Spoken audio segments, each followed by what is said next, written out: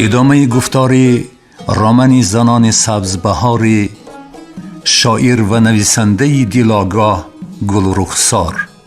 گفتاری دوم. وقتی پدر کتابهایش را از رفکی ها چیده به جوال انداخته بالاخانه برآورد، وقتی دیگر شاگردان پدر سبق آموزی نمی آمدگی شدند، دختر معنی از دست بی عقلان خراب شدن دنیا را دریافت. یک بیگاهی زمستان دو مرد ناشناس به خانه آنها آمده کتابها را از پدرش طلب کردند. جوال کتابها را پدر با دستان لرزان از بالاخانه فراورده به نزدشان گذاشت. آنها کتابهای گرانبهای مقدس را در پیش چشم خانواده خره کرده آتش زدند. پدرش را بردند، دیگر برنگشت. چهره زعفرانی پدر و ورقهای نیمسوزی کتاب در یادش سخت نقش بسته است. دو کتابی که مادرش آنگاه در خنبه آرد پنهان کرده بود جای پدرش را می گرفت. او کتابها را به جای پدرش می بوسید و حیران بود چرا صاحب کتابها به خانه به نزد فرزندانش بر نمی گردد. اگر کتابهای مقدس در خانه می بود دختری نوزاد چنین عذاب نمی کشید. گذشت از دل مادر. ناله جگرسوز میسه او را به خود آورد. آچه جان می میرم، یا ارواح پدری بزرگوارم یا کتابهای بلاگردان مدد، التجا کرد او. آچه جان.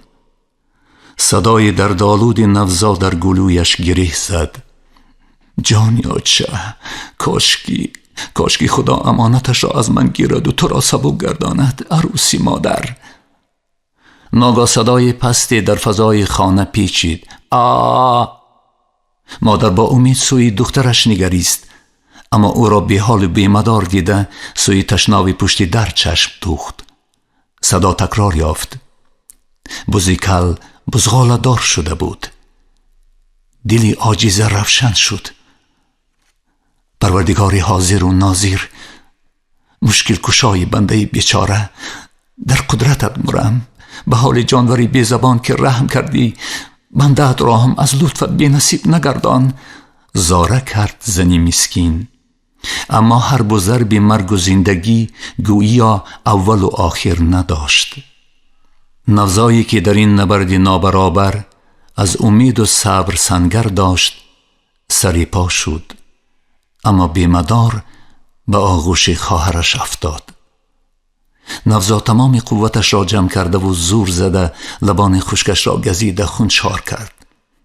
خون در گریبان کرته سفیدش مانند صدبرگی سرخ شکوفت. اوه آچه جان. عاقبت آن لحظه ای که انسان از آفریدگار طلبگار بود فرا رسید. چشم نور گرفت. طفلی عشق و اندوه به دنیا آمد. از آمدن طفل نه تنها چشم نوزا، چشم خواهر و مادرش نیز روشن شد. میسه بی حال تبسم کرده روی سوی دیوار گردانده چشم پوشید.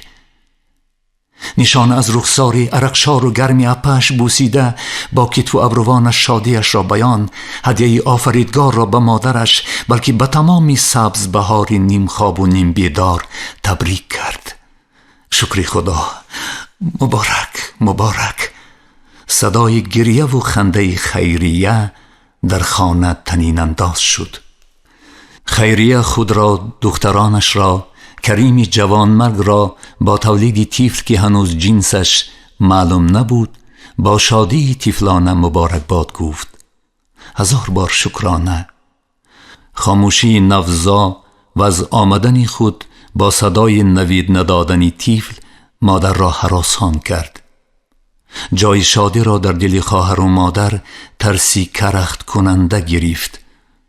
دختر به طفلی که مرده و زنده بودنش معلوم نبود و به قول معروف در خلطه به دنیا آمده بود نگریسته چیکار کردنش را نمی‌دانست.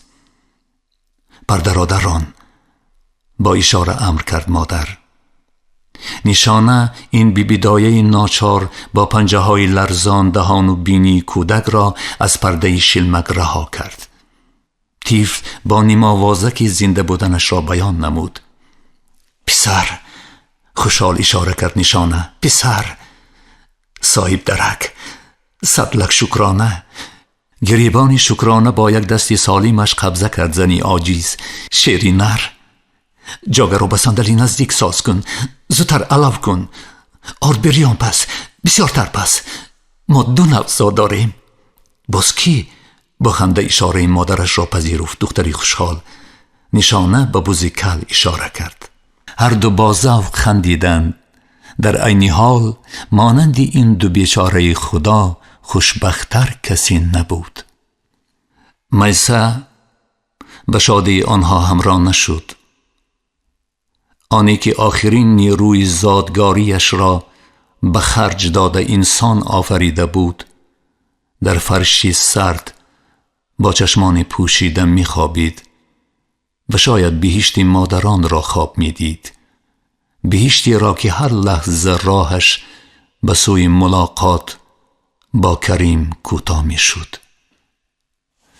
دختری خوشبخت گریسته و خندیده مانند چرخه در گرد نوزا و طفل چرخ می‌زد. از چشم اشاره مادر راهی کار می‌ساخت. چالاک طفل را پرپیچ کرده آهسته به بغل مادرش که بی حرکت می‌خوابید و گویا پس از مهنتی پرمشقت استراحت می‌کرد آهسته گذاشت. عروس پرارمانی عسکری جوان مرگ وظیفه مقدس خود آفرندگی را در حرب و ضرب نابرابری مرگ و زندگی در بهای جان خود عطا کرده، روی فرزندش را ندیده به خواب جاودانه رفته بود. مرگ از این کلبه فقیرانه نیز دست خالی نرفت. طفل گریه کرد. مادرش نشنید. نشانه خوشبخت او را مهربانانه نوازش کرد، اما میسه از خود اثری حیات نشان نداد. نشانه به چهره بیخون، ابروان پیوسته، مژگان برگشته میسه نگریسته. خون گرمش در شریانش یخ بست. آنی که برایش مادر و خواهر، پدر و برادر بود، خانه سرد و مادری عاجز و طفلکی روی نادیده‌اش را به او گذاشته دنیا را ابداً ترک کرده بود. نشانه جسمی هنوز گرمی جگربندش را آغوش کرده میبوسید و میبوسید و گویا با بوسه او را زنده کردن میخواست. دنیای بی میسه دیگر ارزشی نداشت. با او رفتن میخواست. او با معنی به خودش عیان به شیفتی سیاه خانه چشم دوخت. شیفتی پر از دوده و تارتنک. هراس بی بازگشتی یگانه تکیه‌گاهش را تصدیق کرد و از پسی سر نگاه مادرش را می دید، اما قدرتی برگشت نگاه کردن نداشت. چشمانش به چشمان بی روحی مادر واخوردند. در چشمان هر دو خون پیچیده بود. او بی آزار جسد میسه را بالای کرپچه نوی عروسی خود خوابانده، دست و پایش را راست کرده، منهش را، سپس انگشتان پایهایش را با هم بست.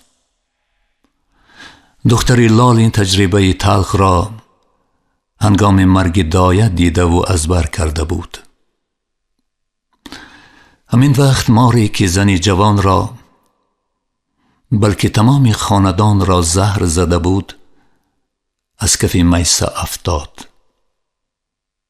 خطی سیاه، خطی سیاهی مرگ کریم. آه قاتل! جنبیدن لبان دختری لال. نشانه بی خدانه کاغذی بیجان را پاره پاره کرده زیری کفشش به خاک یکسان نبود. با قتل خطی قاتل گویا خونبهای همه قربانیان جنگ را ستاندن می‌خواست. کاغذ را به خاک یکسان کرده ستون بین خانه ها را آغوش نمود و بیخودانه سرش را به آن کوفت. خانه در نظرش گیرگردان گشت. در پای ستون بی حال پایان شد. بزیکل پشت بزغالش را که کوششی سری پا راست شدن داشت لیسیده، از بخت مادری بزانش گویا لذت می برد. بزغاله سری پا راست شده خود را به تگ شکمی نرمی مادرش زد. نشانه همچنان بی حال و بی مدار با چشمانی پوشیده در تکیه ستون می نشست. باید مردم را از فاجعه‌ای به سرشان آمده آگاه می کرد. اما هنوز به مرگ میسه باور کردن نمی خواست. چشمداری معجزه بود، معجزه‌ای که مرده زنده خواهد شد. چشمش به چشم مادرش افتاد. او زنده بود، اما از تباری رونده ها. نگاهش ناامید بود. رو، زیبا را خبر کن، بیاید عروس را سر و بر کند. نشانه خود را بالای جسمی کرختی مادر افکنده، مویهای پریشان و سفیدی او را بوسید. رویش را بر روی پژمرده و بی‌حسی او گذاشت. دیرگاه هر دو بی آواز تپیدند. به نوزایی ابداً خفته با زبان لالش چیزی گفت. برای تسلای دلش خاموشی او علمش را سوزان تر کرد.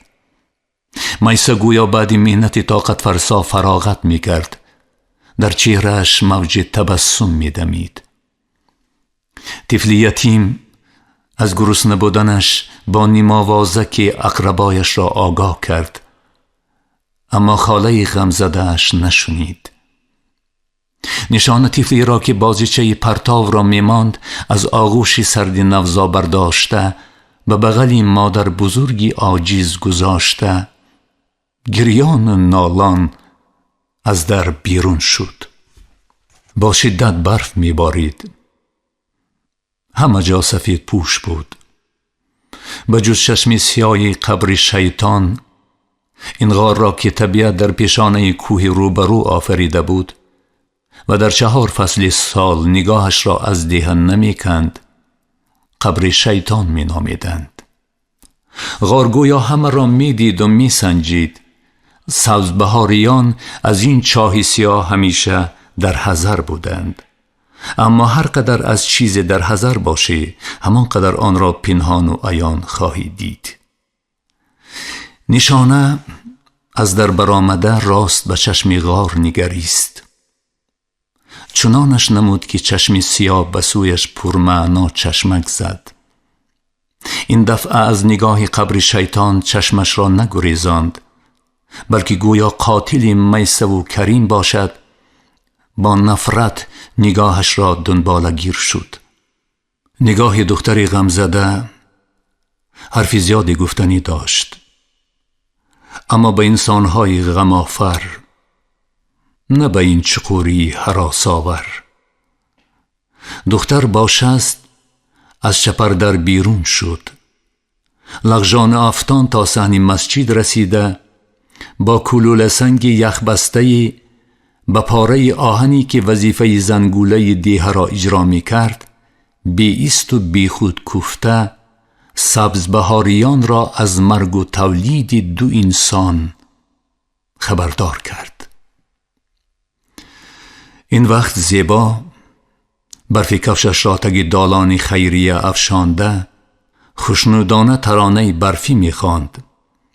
برف می بارد، همه جا شد سفید، یک ضیافت از شما داریم امید.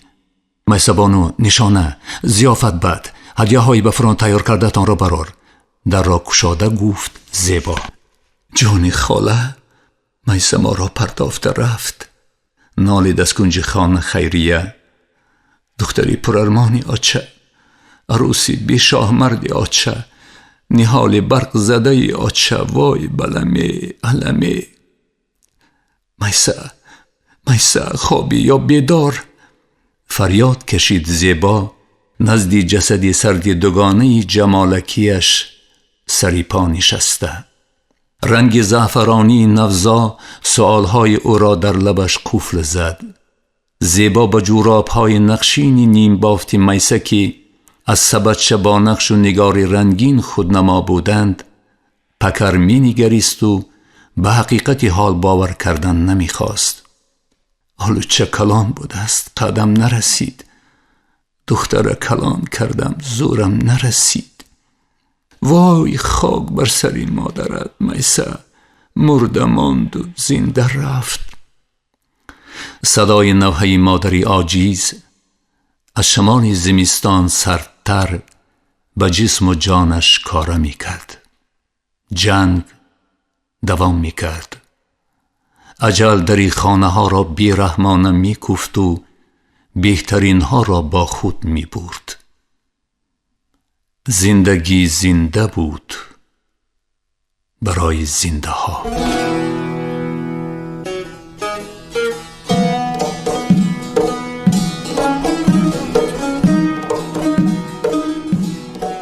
انجام گفتار دومی رامن زنان سبزبهار گلرخسار.